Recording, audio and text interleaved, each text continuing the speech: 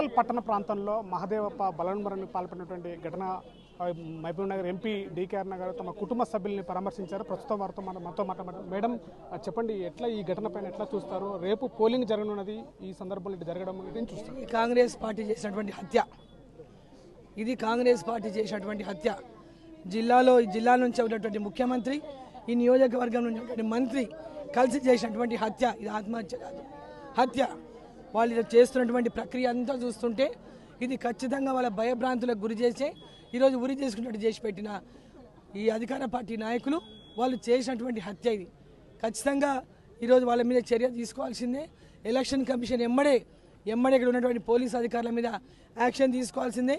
ఈ కేసును తప్పుదారి పట్టిస్తున్నటువంటి పోలీసులని వెంబడే సస్పెండ్ చేయాల్సిందే.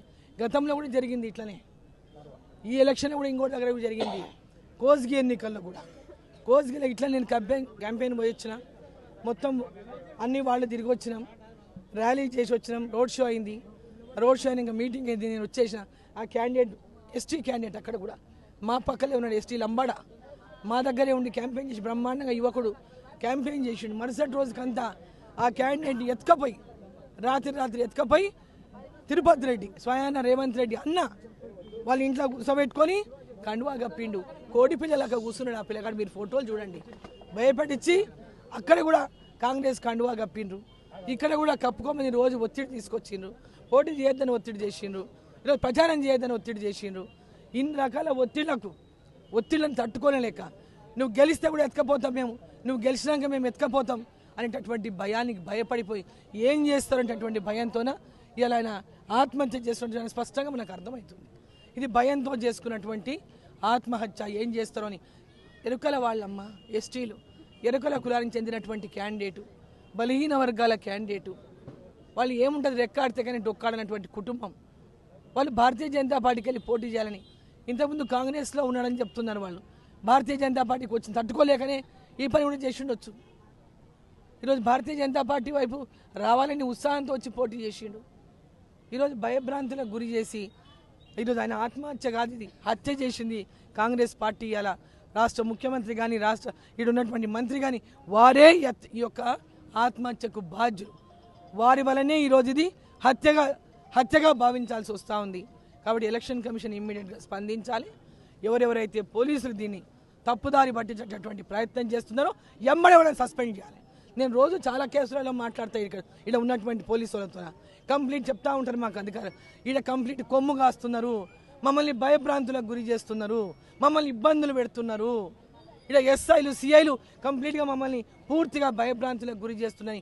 రోజు నేను వింటా ఫోన్లో, రోజు కాల్సే వస్తాయి. నేను ఎస్పీ గారికి కూడా నేను మాట్లాడిన 2-3 రోజుల కిందట. ఈ విధంగా భయపడిస్తున్నారంట వార్డులలో. అది మంచిది కాదని చెప్పండి మంత్రికి, పద్ధతి కాదు ఇదని ఎస్పీ గారికి కూడా నేను ఫోన్ చేసి చెప్పిన.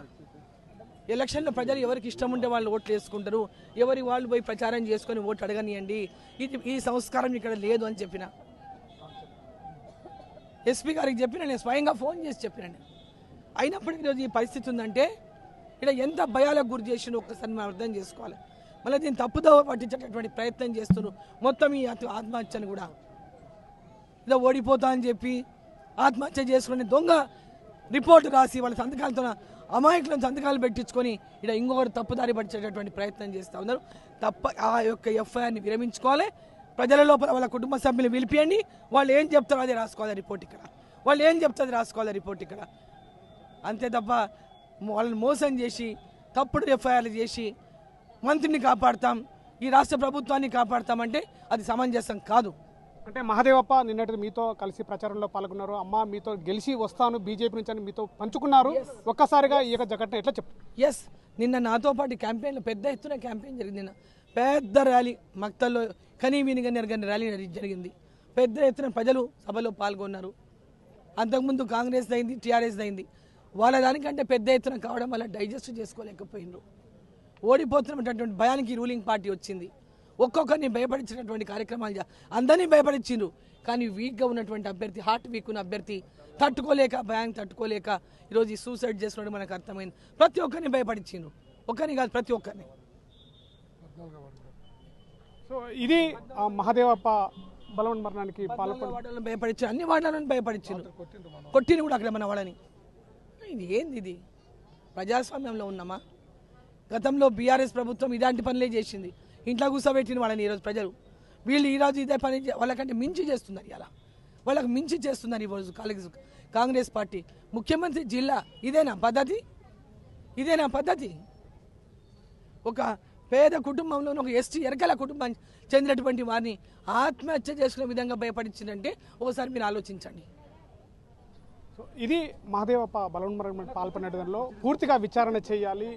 చాలా రోజుల నుంచి కూడా ఒత్తిడికి గురి చేయడము, అదేవిధంగా తనను బలవన్మరణకు పాల్పడేటట్టుగా ఈ యొక్క ఒత్తిళ్లు రావడమే ప్రధాన కారణము. ఇక్కడ మంత్రి యొక్క వాకిటి శ్రీహరి ఇలాకాలో ఉండి ఇలాంటి ఘటనలు చేయడము చాలా దారుణమన్నారు. దీనిపైన కూడా పూర్తి విచారణ చేపట్టాలి. శిక్ష ఎవరైతే నిందితులు ఉన్నారో వాళ్ళందరినీ కూడా బయటికి నిజాలు తీసి వాళ్ళందరినీ కూడా శిక్షించే ప్రయత్నం చేయాలని చెప్పి ఇక్కడ పోలీస్ శాఖ కూడా పూర్తి దర్యాప్తు చేస్తే కానీ ఈ విషయంలో మనకి నిజాలు రావని చెప్తున్నారు. మరోవైపు కూడా అగ్రశ్రేణులు బీజేపీ నాయకులు సైతం కూడా మహదేవప్ప యొక్క కుటుంబాన్ని పరామర్శించడానికి వస్తున్నారు. తండోపతండాలుగా ఇక్కడ ప్రభుత్వ ఆసుపత్రికి వస్తున్నారు, వాళ్ళకి భరోసా ఇస్తున్నారు. బీజేపీ ఈ యొక్క గెలుపు ఓర్వలేకనే కాంగ్రెస్ నాయకులు ఇట్లా చేస్తున్నారని చెప్పేసి కూడా చెప్తున్నారు. కెమెరా పర్సన్ నర్సింగ్తో శివాజీ, RTV, మహబూబ్నగర్ జిల్లా. అసలైన తొలి వెలుగు. ఫాలో వాట్సాప్ @తొలి వెలుగు official.